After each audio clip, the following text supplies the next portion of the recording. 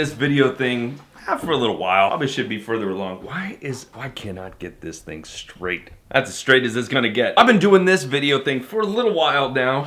Probably should be further along.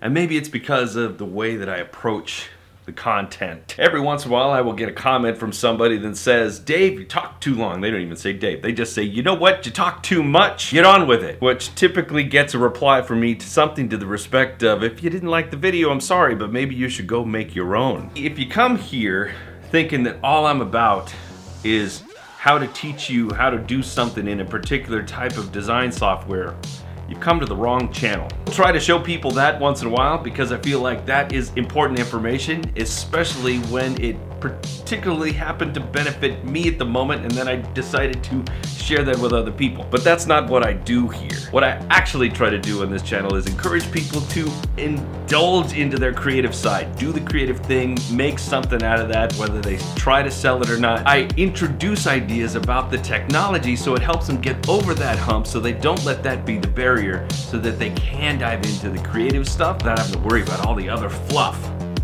Get that out of the way. Well, I'm not likely going to talk about software all the time, and I'm definitely not going to talk about it in the same way that you might have expected it just because some Russian dude said, hey, this is exactly what you need to do in 3 seconds flat, but you couldn't understand it because his accent was too hard. I'm not that guy. I'm this guy, and we try to take some time and have some fun. All that said, let's talk about some software and stuff. Let's go.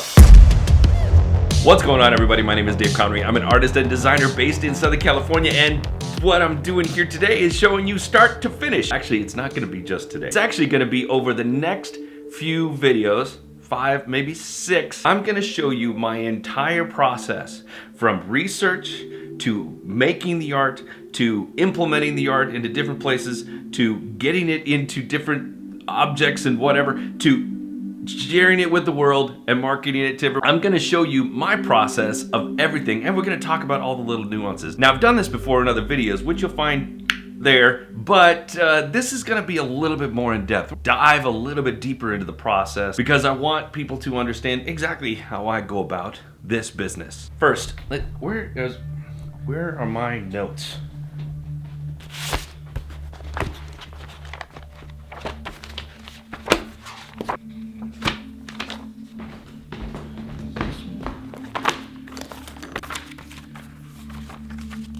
Here. Gotta have my notes into the notebook, sketchbook, whatever book. Start to finish videos. Goal to document every step of taking a piece of art from the genesis all the way to posting on different sites and different products and getting it into the hands of people that want it. See, I'm closing it. I don't know why I closed that. I need this. Step 1, our conversation for today is research. Chihuahua. This is one of my most original this is the very first mug I ever made. It's a little different now, but this mug in particular, I don't know if you can see it, but there's a crack right there, which means it might be time for a new one. By the way, you can get that on my website. Just saying. So again, the goal of these videos is to get you to figure out how to take the work that you're doing from Genesis all the way to the end. Before we do anything else, is we need to research where and what we need to be making. Now, this video isn't for just a particular type, like it's not for a particular type of creative. If you are making abstract art, this is for you. If you're making merch, this is for you. If you're making photography, books about whatever, this is for you. The specific type of item or content or art doesn't really matter so much as the methodology. And there might be some nuanced differences between one thing versus the other, but for the most part, as long as you go in with these particular ideas, we're probably gonna find the right way to get our stuff out to the people that we want it to. For all intents and purposes, what we really want is to be able to not just have a piece of art that we put onto a canvas or a print, but rather something that we can also put onto some sort of merch or a t-shirt or whatever. Let go of all pretense and just assume that whatever it is that we're creating, it goes on different things because that's what we want. We want to be able to sell that in our space or in other spaces. If we're thinking about that, then we need to think about What is going to sell? I'm not telling you to sell out. I'm not telling you to make only what you think will sell. What I'm saying is, can you make something that is going to have a particular appeal? And if you think it has a particular appeal, can you describe that? Or if you don't understand that, what questions can you ask yourself to figure out what that appeal is? If you're doing high art, I don't call that high art. If you're making art that goes onto a flat substrate and it only really looks best on a flat substrate like that, and maybe you don't want to marginalize it in your mind by putting it on coffee mugs, that's totally okay. There are platforms for you. We will talk about some of that. You can still sell those things on your own website. We will talk about all of that. This is also geared towards people who want to take the stuff and put it onto other things. If I wanted to turn that into something that other people could wear, or put on a mug, or put on, I don't know, a pillow. I could turn that into a pillow. If I wanted to do that, what kind of questions do I need to be asking myself in regards to that? The way I look at this piece of art back here is that it's stylistic, it's representational of my style. So if I want to make things that are my style, I need to understand that that isn't necessarily people may not jump at that art just because it has an interesting style. They may jump at it because they know a lot about me and then they want to have something of mine. They may not jump at this art just because it looks pretty. It isn't the thing, it isn't the trigger that gets them going. It might, but it may not be the thing. If that's the kind of work I'm doing, like stylistic, representational of my style, then, I need to understand, how do I make that work for me? There's also fashionable art, like art that you wear that has a particular representation of the fashion of the moment. I've been getting these weird Instagram ads lately for men's streetwear, which I'm 50. I don't wear men's streetwear. These big baggy clothes that kind of go way up above the ankle, and they they look like something my teenage nephew would wear. They're pushing these ads to me, which I think is really weird, but I get it. I get that that's fashionable, and if you're trying to make work that represents that fashionable idea, then you have to understand where it's going to be, or what's going to be the best approach to that. What can we research to help us understand what is fashionable and how we can tap into that? Same goes for trendy. Trends happen, and if you're okay with putting stuff out that happens to relate to particular trends, perfect, great. Just understand that trends come and go. You have to be moving fast and loose and ready to go. A big thing is fan art, cartoon art, things like that. Things that represent a particular idea. People putting out t-shirts all around the idea of COVID-19, that's trendy. The whole toilet paper thing was a trendy thing. There were a whole bunch of people putting out content that related to toilet paper. We aren't even talking about that anymore. You manage your expectation in regards to that, and what kind of research can we do to make sure that we are hitting the trends all the time and always staying on top of that? Or are you trying to tap into a very particular deep niche, like nurses who drink coffee, e-kids who enjoy K-pop and Cartoon Network? How do you tap into that? Where do you find the information that's happening for that right now?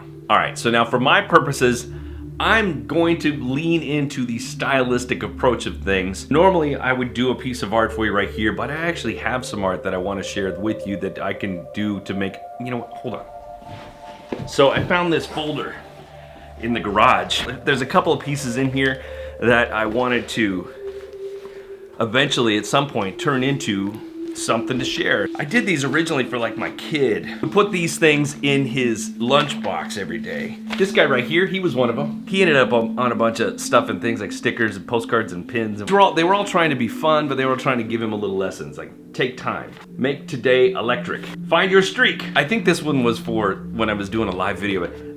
I was live, but you missed it. I want to take these four and I want to turn them into something. This one actually I want to get out the fastest because it's almost October. Halloween's right around the corner, and so I kind of want to tap into number one, my style, number two, the trend, number three, the niche of Dia de la Muerta. Anyway, no cultural appropriation. I just really enjoy it because that's my favorite holiday, because it's my birthday. This is the piece I'm going to create because I like to make stylistic art, and I don't really need to do too much research because I already know that Dia de los Muertos is coming up. I know that Halloween is right around the corner. I know that people are going to be tapping into that a lot. I know I'm also going to be doing a couple of other things in the meantime, like say, for instance, Inktober, which we'll talk about probably next time. Inktober is where you draw every single day during October, and it's usually based around the Halloween or kind of scary, spooky themes. And so I want to have work up on the website that kind of also, you know, as people maybe try to trickle in and see the work that I've done through Inktober, that they eventually come in, they trickle in, and they see the skulls and stuff that I've got here. Yeah, so I want to get that done. You, on the other hand, may want to tap into some of these other things. So I'm going to show you my favorite tools online for doing research for the stuff that you want to make. To the screen! All right, let's move you here so now I can do my up and down looking thing. Okay, before we begin, I just want to make sure that everybody understands that the king of all merchable things is obviously the t-shirt. The second most king of all merchable things is the mug. Those are the two things that people buy the most. So a lot of what I do in research kind of revolves around those two things. Are those the only things we're going to be talking about? No, I'm not. This isn't no Amazon merch figure outer thing. This is us figuring out what is cool, what people like. Because maybe if they'll buy it as a t-shirt or a mug, they'll also buy it as a print, or they'll buy it as something else cool. You don't know, but we gotta do some research first. And so I always look and see what people are doing on t-shirts and mugs first. Will this dictate everything? No, but it will give us a general idea of what's happening popularity-wise right now. The 4 places that I like to go to most for doing my research. None of these are really out of the ordinary. This is where I go to do my research and a little bit about how I do it. Number 1, Pinterest. As far as like the aggregator of stuff, things that people buy, there is no greater place than Pinterest. The only thing I'm not too keen on about doing research on Pinterest is that a lot of times what they show me is based on my interest, and it's not necessarily my interest that I'm worried about. It's your interest that I'm worried about because I want you to buy from me. This is my home feed right here, and as you can see, a lot of it is very design-oriented stuff. This is exactly what I'm talking about. You know, Pinterest is throwing things in my directions. Pictures of Dave Vanian. That makes sense. Stylistically, that's pretty rad too over here. I mean, that's kind of cool. That's right, I like that. Anyway, so I don't really want this because this is catering to me. I'm just gonna go here, I'm gonna type in t-shirt design. Just because I want to get an idea of what's popping. And this is the Explorer. I can go to the Shop Too section because this is like where people are actually selling things. And the things that are popping up are probably going to be the most popular stuff. From an Explorer standpoint, you get to see like my stuff is all geared more towards like very simple graphics. The graphics are really simple. They're pretty straightforward. I kind of dig this one. I really, personally, I dig this. I dig this a lot. And so if this is a popular thing, then this makes me feel good because maybe, just maybe, I can tap into something like this. I look deeper into this and I got like, wow, like these are really, really cool. Does that mean that it actually is going to sell? No, but I do dig the fact that there is this kind of streetwear aesthetic to this. These things feel like my work. Not exactly, but a little bit. And I can take this and make it something of my own. Yeah, a little bit of what I'm doing is figuring out what works for me, and that maybe that, you know, I can adapt. If you compare that style to, say, the style of something like this, it's vastly different. I wouldn't buy this shirt for my wife, let alone myself, obviously. Those two shirts compared to each other are vastly different. This one's pretty cool. It's graphic, it's super, it's like very type driven. That's something that I could relate to. But I don't want to go just based on what Pinterest is telling me, again, because they may be pushing stuff to me that is more specific to me, and I can't really log in without actually having a Pinterest account, so I can't really see like blind what could be happening on Pinterest. I can't really see what's happening on Pinterest without the algorithm trying to identify who I am. Instead, I go to Designspiration, which is kind of like Pinterest, but for design and art and creativity stuff. As you can see, this is just the homepage. I'm not even logged in. They don't even know who I am. And so this is the stuff that they're pushing to me. And there's a lot of really great design stuff here that I can use as a proof of concept of like what's popular. These things are the most popular things that are happening right now. Let's say, for instance, you want to do graphic tees based on animals.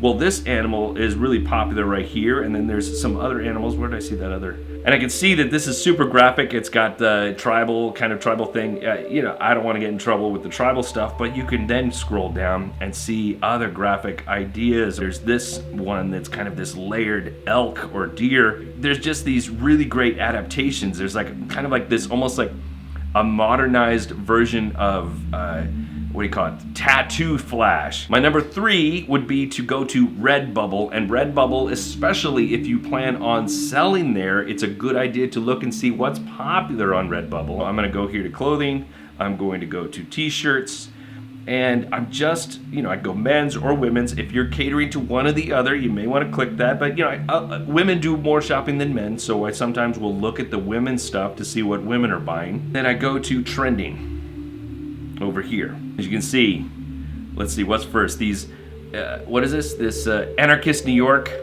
no, anarchist jurisdiction. Obviously something political. There's some RBG, some Ruth Bader Ginsburg, which she's obviously very topical right now. That's a really weird one. Dry piss. That sounds like a horrible, horrible design. But it obviously means something. There's some sort of reference. I don't know what it is. So lots and lots and lots of designs. So now, let's go back to the idea. Where's the notebook? I asked, is it stylistic, fashionable, trendy, or is there some sort of deep niche? Whatever it is that you want to tap into, whatever it is you want to make, that's what you need to be researching. And if you hit like if you're a deep niche, and you go, let's go back, coffee, nurse. All kinds of nurse, coffee scrubs, and rubber gloves. That's the number one, it's most relevant, but let's just see. Best-selling.